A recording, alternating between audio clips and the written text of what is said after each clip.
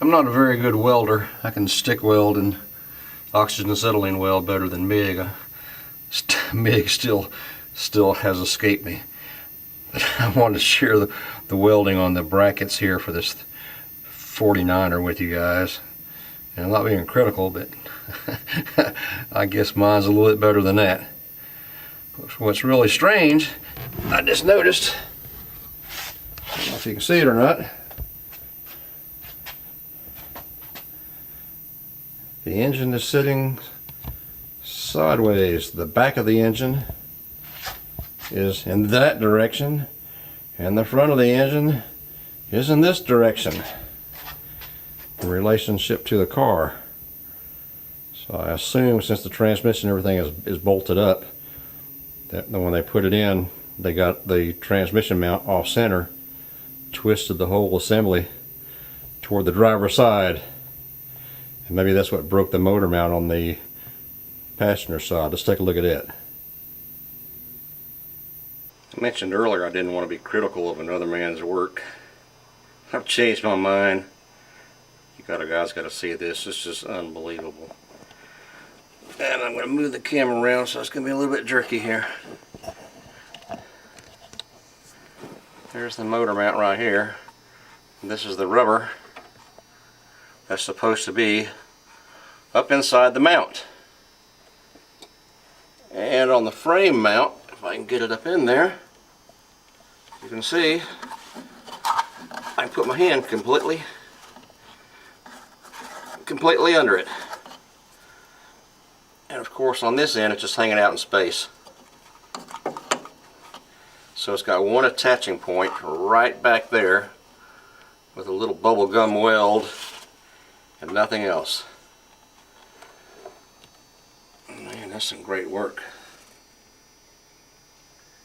And I keep finding more and more. I'll share with you later. Okay, on the frame mount to the motor mount, you can see the welding job they did right there, which, was their attempt. But you notice the frame mount is twisted, and on the back side, they didn't even bother putting a weld there at all. I don't know if you can see it. I can put 2 fingers underneath it, almost sideways. It's not even welded. Since we're going to pull the engine, I think I'm going to go ahead and spend a little time, see if I can get this one started. I'm curious to know how well it runs. It's supposed to be a good engine out of a fairly late model Chevy 67, I believe, but I'm not positive. I haven't checked the numbers yet. Anyway, we're going to spend an hour or less, see if we can get the engine started and see what it sounds like. Alright, well, I've been working on the 49er. Tina's been in the kitchen rattling pots and pans. Now, this is the way it's supposed to be done right here. Check this out, Bill Gowdy. Not Cheerios today. The Rust Queen has whipped up some food that'll make Bill Gowdy hungry. Wow, that looks good, chick. Steak on the grill, sauteed squash and zucchini, and mine's a delicious buttered sweet potato, and Jerry has his baked potato with cheese on it, and melted cheese. And to top it off with some good old-fashioned chocolate German pie. All right, let's eat. So I say that we are very, very thankful to have good food and good cars. Yeah, good coos, good food, good cars. Amen. Even if some of the cars are 4 doors. That's exactly right. We're thankful for them all. Even if they're 4 doors. There's just the baby. All right. Dig in, chick. I'm going to dig in because he's so deep. That steak is so delicious. I mean, so thick and juicy. How is it? It's good. It's real good, isn't it? Just keep on holding the camera. I'll eat yours when I'm finished with mine. Okay. Bye No now. problem. Andy, what are you doing working on your car instead of on mine? I worked on yours yesterday, chick. Today, I'm going to be on the 52 with the 49. My mind's gone. I'm old, I'm senile, that's my excuse and I'm sticking to it. The 49er. This is found out that this, ran the numbers, this is a 250 cubic inch 6-cylinder engine, somewhere between 67 and 72. They said it came out of a 67 Chevelle, so I don't know. That makes sense. Anyway, I'm going to do the same thing I did with the 401 nail head and see if we can get this one started right quick. I just want to hear it run. I'm going to pull it out, sell it, store it, collect it, whatever. I don't know. But we want to see if it runs, so you guys go along with us.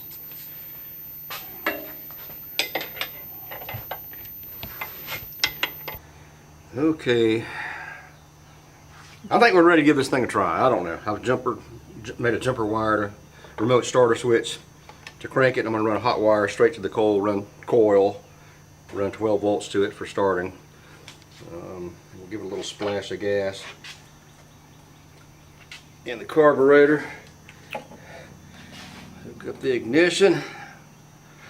Let's see if we can get any fire in the hole. I'm assuming that flywheel and clutch, flywheel pressure plate and all that stuff is hooked up correctly. It won't fly apart. I don't know. Alright, let's give it a shot. Ready? Ready.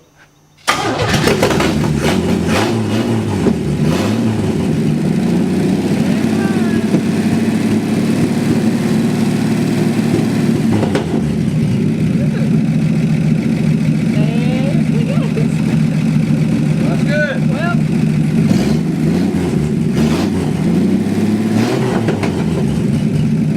2 days in a row. 2 days in a row. Runs sweet. It does. 250 cubic inch inline 6. Well, too bad it's got to go. I don't want the 250 inline 6 in it. Unless it had been left original. I had the 3 on the tree and that sort of thing. But since it doesn't, we're going to put another engine transmission in it. And I don't know what. Because I think it has a S10 rear end in it. I know it's not going to take a big block. I was hoping for a big block, and I know that S10 won't handle the big block. So we're going to be looking at a 350 with a turbo hydromatic 350. Anyway, to make a sweet ride. Glad to hear it run. Me too. I'm going to pull it out now. Anybody looking for a 6? I guess I'll add it to my collection of engines. I collect engines, so I guess we'll just add that to the collection. All right, I'm glad it ran. I know you were happy about that And one. I'll tell you one thing too. The food was great. It was. I am stuffed. Me too. I'll tell you guys, when you have the tools and you know how to use them, the chicks will cook for you. All right, let's get to work. Dinky, I see you. You're on candid camera. That's great. Honey, what are you doing laying on your back? I just dropped the gas tank. Uh-oh. I know you can't see. I'm sorry, I just blinded you, but it's all I can see. Oh, there we go. I just dropped the gas tank. You did? Yeah. And now I'm getting ready to cut out all the sheet metal in the trunk here. I'm going to replace all this. Going to patch it all in. It's pretty good on each end and on each side, so I got plenty of places to tie onto. Plus, there's trunk supports that go front to back. But here looks like they're really good condition. So. Well, that's good. You sure are making a lot of racket. Well, a lot of racket saves $700 for a new panel. Exactly right. A little bee nest. Let's see what you've done here. Very nice looking truck there. Huh? That's a nice looking truck.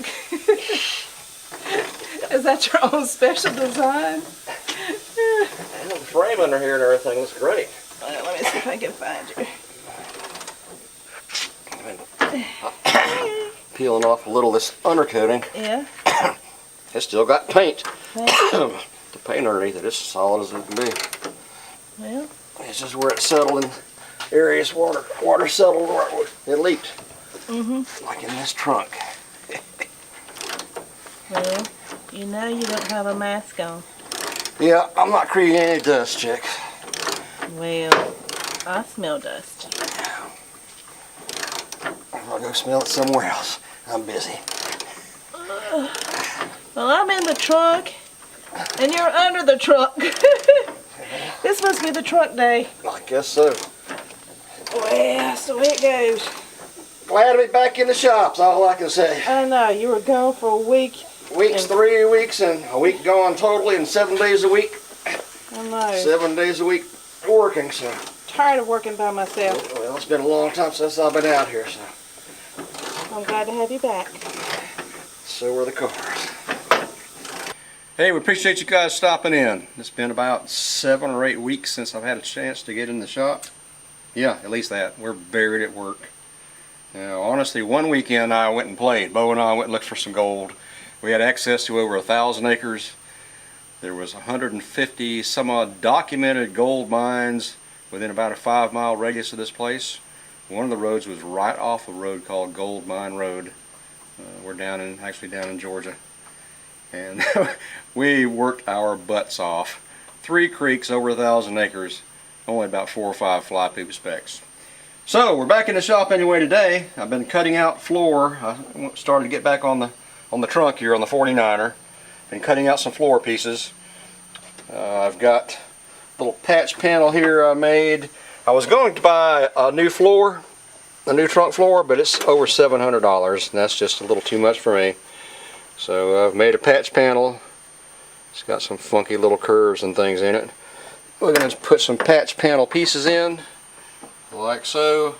Another piece right here. I did buy one store-bought drop-down panel right here. So I'm trying to support the guys who build us the cars. That'll go there. Put a patch piece here. I pulled out the wheel well for the spare tire.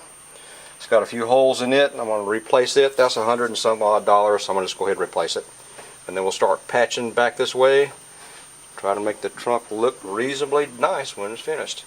It won't be factory. It won't have all the exact same widths, seams, and that sort of thing. But I'll put some ribs in it to stiffen it up, and we should be good. The rails are great for the trunk supports. They look new. The frame, there's no rust on this frame anywhere. I'm just really amazed how clean the frame is and how solid it is. So, other than the trunk, that's probably your biggest body work, as far as replacing sheet metal is going to go on the 49. All right, so we'll get back to work and then bring you guys up to speed when we get there.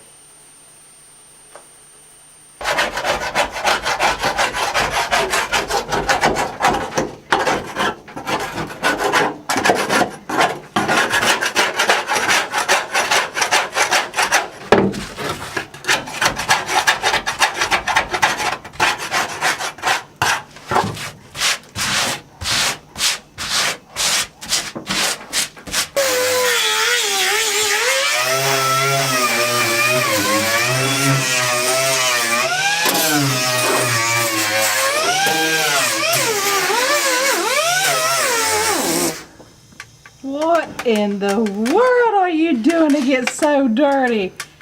You look like the Rust Queen. Doggy. Chick, I'll never be the Rust Queen.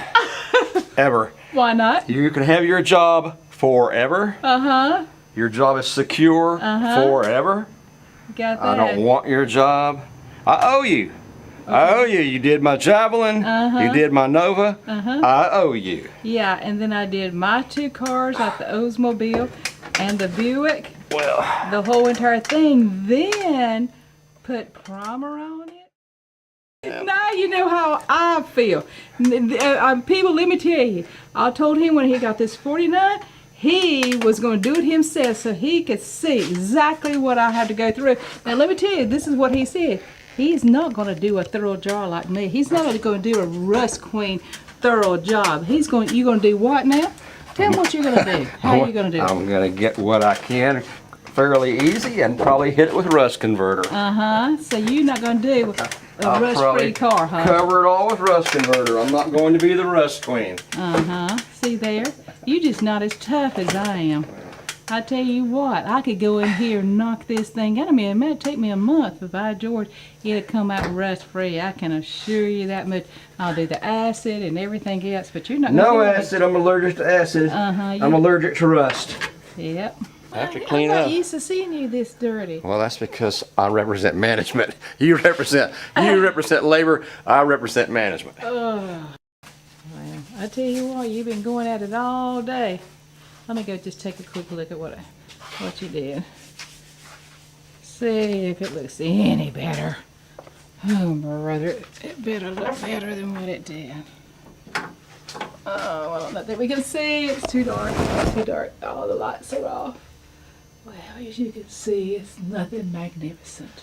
Got the front floors cut out too. I'm ready to start piecing it back together. Yeah? Yep. Back floors are good. Front floors will be in another week. Well, I know one thing. You still lots of rust. Yep, you got the floors out.